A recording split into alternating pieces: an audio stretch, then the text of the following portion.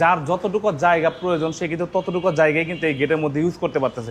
আর এই ভিয়েতনাম ডিজাইনের গেটটা যদি আপনি করেন, যদি 12 ফিট একটা গেট করেন, তাহলে আপনার 3 ফিটের মধ্যে গেট খুলবে। গেটটার সাইজ আছে হচ্ছে 14 ফিট। একটা পাল্লা যদি স্লাইডিং করে দেখাই, স্লাইডিং করার পরে কিন্তু একটা পাল্লা যদি এটা পাল্লাটা কিন্তু ভিতরে খুলবে, সেই ক্ষেত্রে কিন্তু এই পাল্লাটা যাবে না, কোনোভাবেই সম্ভব না। আর এটার সিকিউরিটি সিস্টেমটা আমরা এমন ভাবে করেছি, যেমন এই যে একটা পাল্লা স্লাইডিং করার পরে এখানে কিন্তু একটা লক আছে, এই লকটা কিন্তু উপরে লক হচ্ছে।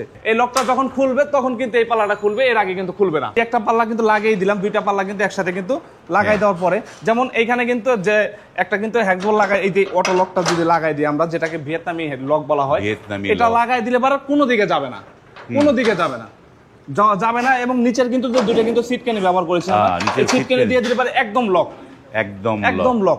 আর পরবর্তীতে খোলার কোনো সম্ভাবনা নেই। এবং এইখানে কিন্তু টিপতলা লাগানোর ব্যবস্থা আছে, এবং বাইরেও কিন্তু টিপতলা লাগানোর ব্যবস্থা আছে। ক্যাটাগরিতে যদি কোনো ভাই আমাদের কাছ থেকে মালামাল নিতে চায়, তাহলে প্রতি স্কয়ার ফিট খরচ পড়বে মাত্র 1500 টাকা। 1500 টাকা স্কয়ার ফিট, মাত্র 1500 টাকা স্কয়ার ফিট।